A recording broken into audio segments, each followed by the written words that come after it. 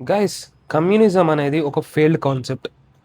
ఎందుకు ఇది చెప్పాల్సొస్తుందంటే, చూడండి, కమ్యూనిజం రావడానికన్నా ముందు ఇంకొక ఆహ్, స్ మూవ్‌మెంట్ అనేది జరిగింది. అదే సోషలిజం.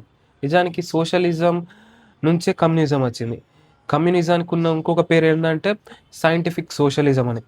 అయితే ఇక్కడ మీరు గమనించుకోవాల్సిన విషయం ఏందంటే, ఈ సైంటిఫిక్ సోషలిజం, కమ్యూనిజం ఏదైతే ఉందో, దీన్ని కార్ల్ మార్క్స్ తయారు చేశాడు. ఇతను ఒక జర్మన్ పర్సన్.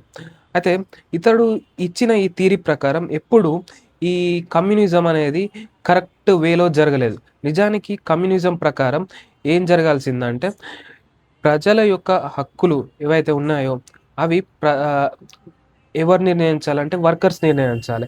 గవర్నమెంట్ వాళ్ళే ఫార్మ్ జేయాలి. అలాగే ఏవైతే సర్ప్లస్ ప్రొడ్యూస్ అవుతుందో దాన్ని గవర్నమెంటే ప్రజలకు డిస్ట్రిబ్యూట్ జేయాలి. ఇది కాన్సెప్ట్. అయితే ఇది వర్కౌట్ కాలేదు. ఏమైంది? ఆహ్, యూకేలో యూకేలో ఏమైందంటే, అక్కడ కార్ల్ మార్క్స్ ఎళ్ళాడు. ఎందుకంటే ఆహ్, జర్మనీలో అప్పుడు పరిస్థితులు బాలేవు. ఆ సమయంలో కార్ల్ మార్క్స్ అనే అతను యూకేకెళ్ళాడు. యూకేలో అప్పుడే ఇండస్ట్రియలైజేషన్ స్టార్ట్ అవుతుంది. ఇండస్ట్రియలైజేషన్ స్టార్ట్ అయ్యి వర్కర్స్ అనేవాళ్ళు వాళ్ళ డిమాండ్స్‌ని రైజ్ చేయడం మొదలుపెట్టారు. కార్ల్ మార్క్స్ ఏమన్నాడంటే, "మీరు నాతోటి కలవండి. మీకు నేను మన కమ్యూనిజం ప్రకారం మనం ఒక కొత్త వ్యవస్థను ఏర్పడదాం. దీని ప్రకారం మనదే గవర్నమెంట్ ఉంటుంది. వ్యవస్థలు మొత్తం మనయే. అలాగే విధానాలు మనయే. మనమే గవర్నమెంట్ ఫార్మ్ చేద్దాం. మనమే వే ఏమంటారు ఏవైతే ప్రొడ్యూస్ డెవలప్ అయితుందో దాన్ని మనమే డిస్ట్రిబ్యూట్ చేద్దాం" అన్న కాన్సెప్ట్‌లో ఈ యొక్క ఆహ్, సైంటిఫిక్ సోషలిజం అనేది తీసుకొస్తాడు. దీన్నే మనం కమ్యూనిజం అంటాం. బట్ ఏమవుతుందంటే ఇది అక్కడ టోటల్‌గా ఫెయిల్ అవుతుంది. ఎందుకు? ఎవరైతే గవర్నమెంట్ ఉందో, గవర్నమెంట్ ప్రజలు రైజ్ అవుతున్నారు. ఎందుకంటే వాళ్ళదొక కాన్స్టిట్యూషనల్ మొనార్కీ.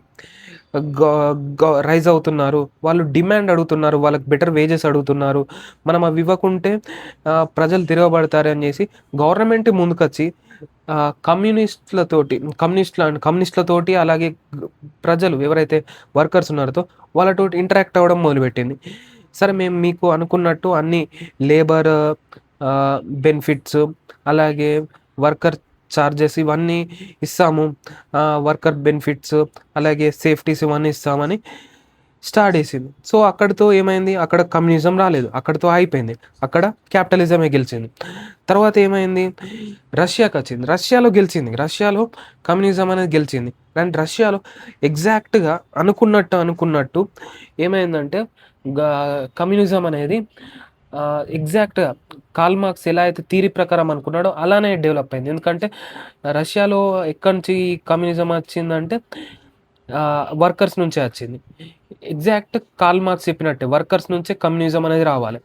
బట్ ఇది మనం చూసుకున్నట్టయితే ఎప్పుడైతే మళ్ళా ఎప్పుడైందంటే మళ్ళా చైనాకొచ్చేవరకి టోటల్‌గా కొలాప్స్ అయింది. ఎందుకంటే వరకలో వర రష్యా వర ఏమంటారంటే చైనాలో కమ్యూనిజం అనేది వర్కర్స్ నుంచి రాలేదు. ఎవరి నుంచి వచ్చిందంటే అగ్రికల్చరల్ పీపుల్ నుంచి వచ్చింది. బట్ వాళ్ళు ఎక్కడి దాకా ఫాలో అవ్వాలి అని దీన్ని అనుకునే టైంలోనే వాళ్ళకర్థమైపోయింది. ఇది పనిచేయదు అని. ఏం చేశారు? పూర్తిగా క్యాపిటలిజం వైపు వెళ్ళిపోయారు. ఓన్లీ ఇప్పుడు కమ్యూనిజం ఏదైతే రష్యాలో ఉందో అది కేవలం పొలిటికల్‌గా డిక్టేటర్‌షిప్ వరకు మాత్రమే ఉంది. నిజానికి చూసుకున్నట్టయితే కమ్యూనిజం అనేది చైనాలో పూర్తిగా ఇప్పుడు కేవలం డిక్టేటర్‌షిప్ మాత్రమే ఉన్నాయి. ఇప్పుడు చూసుకున్నట్టయితే అక్కడ కమ్యూనిజం లేదు. అక్కడ ఉన్నది క్యాపిటలిజం. దీన్ని స్టార్ట్ చేసింది డియావ్ జింగ్‌పింగ్ అనుకుంటా.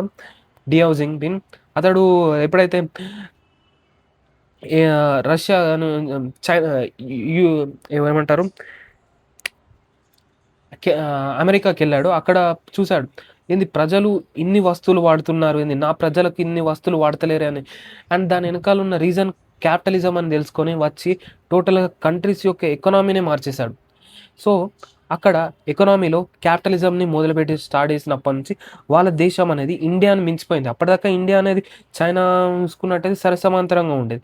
కానీ ఎప్పుడైతే క్యాపిటలిజం వైపు వెళ్ళడం చూసారో ఆహ్, ఎస్పెషల్లీ స్పెషల్ ఎకనామిక్ జోన్స్, కంపెనీలను రప్పించడం, కార్పొరేట్ కంపెనీలకు రాయితీలు ఇవ్వడం ఇలాంటివన్నీ చేశారో ఆ కంట్రీ అనేది ఎక్కడికో వెళ్ళిపోయింది.